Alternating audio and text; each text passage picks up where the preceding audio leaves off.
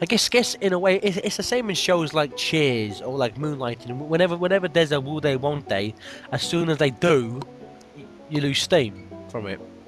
So I guess there is something to be said for keeping the object of said character's desire kind of like it's like the Roadrunner, like the character never quite gets him. And like if the the most reason why most shows won't end like unless they know it's going to be the last episode, most great shows won't end it on a perfectly happy note because otherwise, if say Buffy, right? Buffy ran for 7 seasons. Say at the end of season 4, they defeat all the evil in the world. Everything's done, they perfectly save the world. Everyone's happy. Blah blah blah blah blah blah blah. Blah. And then Fox says, you know what? We want more episodes.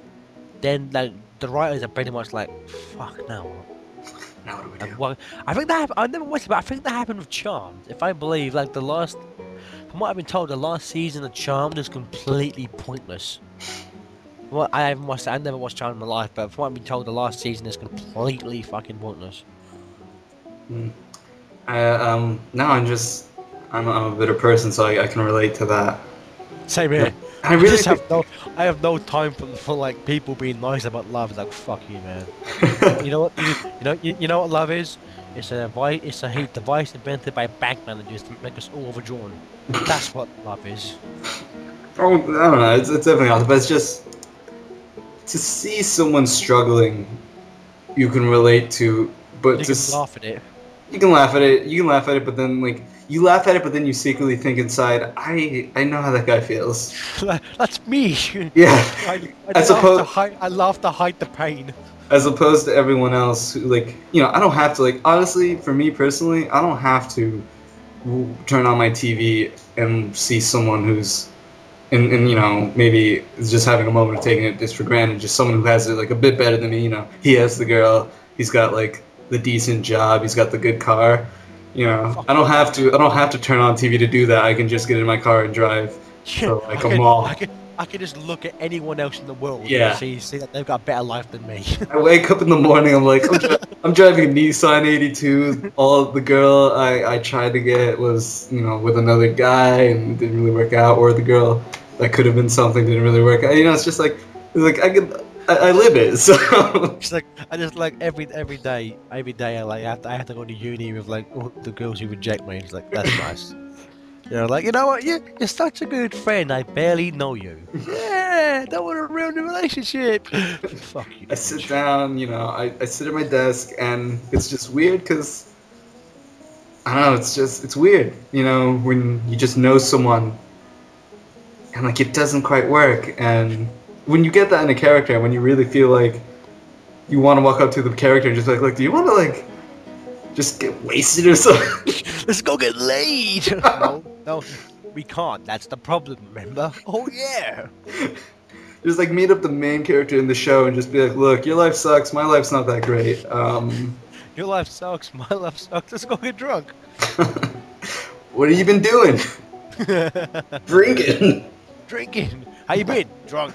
I love that line from Who Framed Roger Rabbit. It's always good. Hey, Big Daddy, where you been? Drinking. I don't know. It's just there's more sympathy towards the guy who can't win.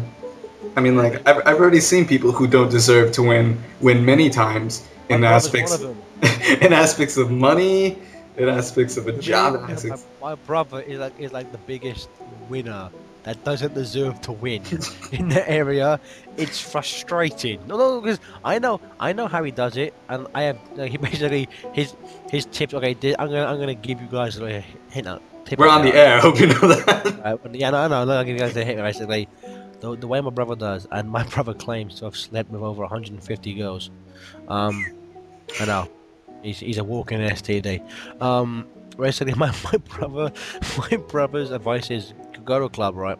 Get hammered, and I've seen him do it firsthand, right? And just literally just go up to girls until one says yes.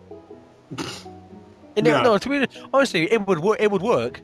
I just have slightly too much self-respect to do that. That's good. I'm proud of you. I don't have a lot of self-respect, but I have enough self-respect not to do that. Like, on Easter Sunday, I went out with him and I was sad because 5 girls turned him down. So like Adam Spriggs 0, the female gender 5. Woo. So happy with that. It was so like that made my night.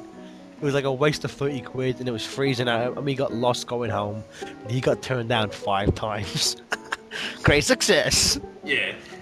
A question though, to go back to geeks once again.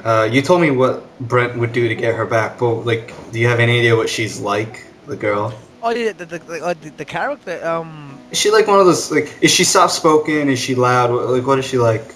She was kind of I was gonna write her slightly like my ex, which is like like a version of her. You see, like like soft spoken, very nice and charming. I don't want to explain a lot about that because Yeah, yeah. it's just going online, but yeah, but like a nice girl. Like pretty much, yeah. It's like she was fleshed out. There were some other characters that weren't so greatly fleshed out. Like I've actually lost the original movie version of it, Hmm. but I do remember for some reason I don't know why I thought this was a good idea. Like there was the one character Xander, who is the Raphael of the group. He's like the violent one, not the violent. He's like the tough one. Hmm. He went to see the school headmaster. And like he's like the troublemaker. I don't know why, but like the headmaster, that it was just weird. Um, like he has a conversation with him, and then I wrote a script. Xander goes out and walks out the door, and then a knife lands in the door, and then we hear the teacher off screen go, "Shit, I missed." Which I don't know why I thought the idea of a teacher throwing a knife at the kid was fun. Like, and to be honest with you, you would not be able to do that these days, No, especially no. in England. England has gone insane over life. To be honest, well, to be fair, in England, there was a time about 6 months ago where literally every day in the paper, like another teen stabbed to death, another old man stabbed to death. It's like, what kind of world do we live in?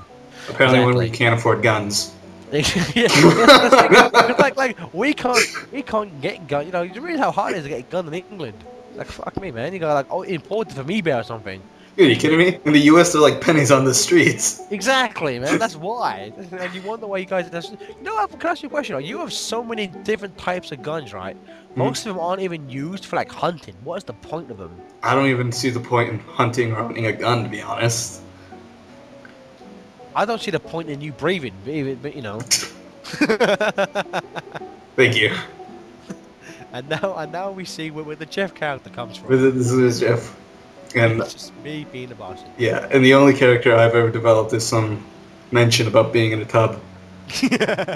Special thanks to both of all.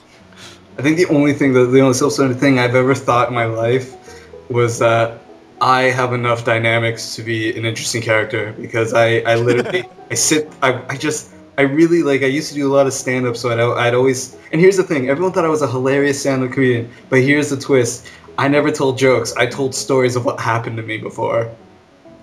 And Yeah, everyone thought that was hilarious, and they were like, where do you come up with these jokes? And I was like, these aren't jokes, these are legit word for word things that have happened to me.